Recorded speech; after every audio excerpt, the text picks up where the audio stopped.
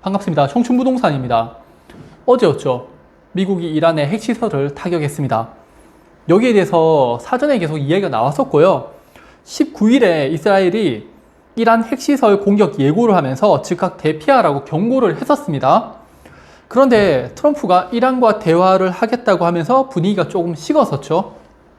저는 3일 전에 중동 전쟁에 대한 리스크 관리를 위해서 포트폴리오 한 종목을 매도하고 전쟁 관련주로 매수를 했었습니다. 그 뒤에 트럼프가 이란과 대화를 하겠다 뭐 그런 얘기 나왔었지만 그걸 하든 말든 중동 전쟁에 대한 리스크가 계속적으로 살아있기 때문에 저는 포트폴리오를 유지하고 있습니다. 주식, 부동산, 투자 등 누구나 쉽게 할 수가 있는 게 뭐 제가 잘한다 그런 게 아니라 인플레이션이에요. 그래서 돈을 벌 수밖에 없는 그런 환경이 만들어지는 거고, 그래서 제가 주식하세요, 부동산 매수하세요 라고 말씀을 드리는 겁니다. 이틀 전의 영상에서 중동 전쟁으로 환율이 다시 급등한다는 영상 올렸었습니다. 다음날 환율이 하락하니까 조롱하는 댓글이 좀 보였었는데, 그분들은 단편적인 움직임에 대해서 말씀을 했는 거고, 저는 데이터를 바탕으로 장기적인 움직임에 대해서 설명을 드리는 거예요. 불과 1년 사이에 이란과 이스라엘의 갈등이 있을 때마다 환율이 급등했었잖아요. 그래서 고환율이 또 유지되었다가 한 4, 5개월 뒤에 환율이 다시 떨어지는 그런 모습이었기 때문에 이번 충돌로 인해서 환율이 저는 상승한다. 과거 데이터상 올랐잖아요. 그래서 오른다라고 보고 있는 겁니다.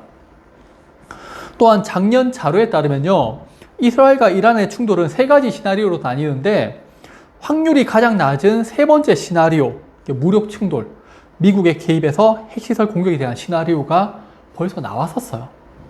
그래서 이제 중동 분쟁 확산에 고려할 옵션이고, 그럼 석유시설 공격, 호르무즈 해협 봉쇄, 오늘 이야기 나왔죠. 그리고 전선 확대 등의 악재가 기다리고 있습니다. 최악의 경우를 저는 대비하고 있고요. 그래서 지금 시나리오가 그런 방향으로 흘러가고 있는 거죠. 대한석유협회 자료를 보면은 우리나라의 경우 중동산 원유 수입 비중이 71%나 될 정도로 높죠. 두바이유 가격 상승은 우리나라의 인플레이션을 불러일으키게 될 겁니다. 호르무즈 해협이 봉쇄가 되면은 달러 강세, 에너지 수입 비용 증가, 물가 자극이 나올 것이라고 하네요. 전문가들이 이야기한 내용이고요. 우리는 이런 내용을 바탕으로 투자를 하시면 되는 겁니다. 이제 삼고 불황에 대해서 설명을 드리겠습니다. 첫 번째가 원유 가격 급등이에요. 지금 약 75달러 선에서 움직이고 있지만은 2022년 러우 전쟁 당시에 유가가 100달러를 넘어섰었죠. 원유 가격이 상승하게 되면은 달러 발행국인 미국은 영향이 적어요. 하지만 달러로 원유를 사야 하는 우리나라 같은 경우에는 더 많은 달러를 이용해서 사야 되죠. 그러면은 우리나라의 달러는 부족해지게 되고 지금 또 외환 보유고가 줄어드는데 그 속도가 더 가팔라지는 겁니다. 그리고 2022년엔 원유 가격, 가스 가격 급등으로 물가 상승률이 폭등을 했었죠. 미국은 금리를 인상하기 시작을 합니다. 2022년 4%를 돌파했던 미국의 금리가 아직도 4.3%대에 머물러 있죠. 고금리를 유지하고 있다는 거고요. 반면에 우리나라 금리 같은 경우에는 2022년 4% 이상 상승을 했다가 경제도 안 좋고 부동산, 가계부채, 기업부채 등의 문제로 인해 가지고 금리를 계속 하락시키면서 지금 2.8%대까지 떨어졌죠. 미국의 경제는 강하기 때문에 고금리를 유지할 수 있는 거고요. 우리나라의 경제는 약하기 때문에 금리 인하를 지금 유도하고 있는 겁니다. 또한 금리 차로 인해서 우리나라에서 미국으로 달러가 계속적으로 흘러 들어가고 있는 상황인 거죠. 그래서 환율이 급등을 하게 되는 겁니다. 그래서 2022년을 지나면서 환율이 1,300원 이상, 1,400원을 넘어서는 모습을 보이게 되고요. 그때 1,400원을 넘어가면서 뉴 노멀이라는 말이 또 돌았었죠. 해외에서 원재료를 수입해오는 우리나라 같은 경우에는 환율이 상승이 되면은 재료비 상승에 따른 물가 상승이 나타나게 되는 겁니다. 최근 우리나라가 금리 인하를 할 수 있었던 이유가 물가 상승률이 2%대 밑으로 떨어졌기 때문인데, 물가 상승률이 다시 상승하게 되면은 금리를 동결 또는 인상시킬 수밖에 없죠. 그러면 가계부채, 기업부채, PF 같은 부동산발 위기가 다시 오게 되는 겁니다.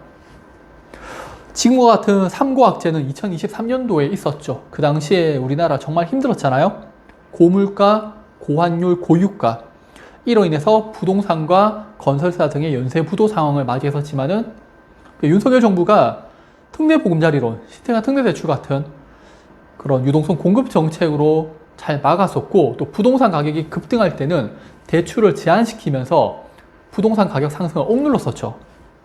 우리나라의 원화 기준 비금융 부분 신용은 6,222조 원으로 기업부채 2,798조 원, 가계부채 2,283조 원, 정부부채 1,141조 원으로 GDP 대비 기업부채가 거의 IMF 당시와 비슷할 정도로 상당히 위험한 수준까지 올랐습니다. IMF 당시에도 괜찮다 했었지만은 막상 어떤 트리거로 인해서 버블이 붕괴가 되니까 자금이 정말 썰물처럼 빠져나갔었죠. 이스라엘과 이란 전쟁에 미국이 다시 참전하게 되면은 유가 급등이라는 위험이 다가오게 됩니다.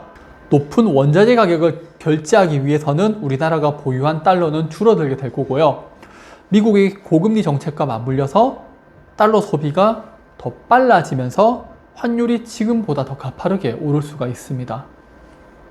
우리나라의 경기 침체를 이유로 금리를 빠르게 인하시키고 있는데 물가가 다시 상승하게 되면은 금리 인하도 힘들 뿐더러 동결 또는 금리 인상으로 다시 방향을 바꿀 수가 있습니다.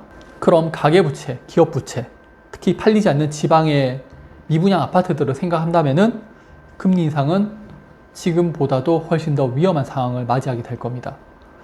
워렌 버핏은 잃지 않는 투자가 가장 중요하다고 했습니다. 이스라엘과 이란의 전쟁 언제 끝날지 아무도 모르기 때문에 리스크 관리 잘 하시길 바라겠습니다. 그럼 오늘 영상도 봐주셔서 감사합니다.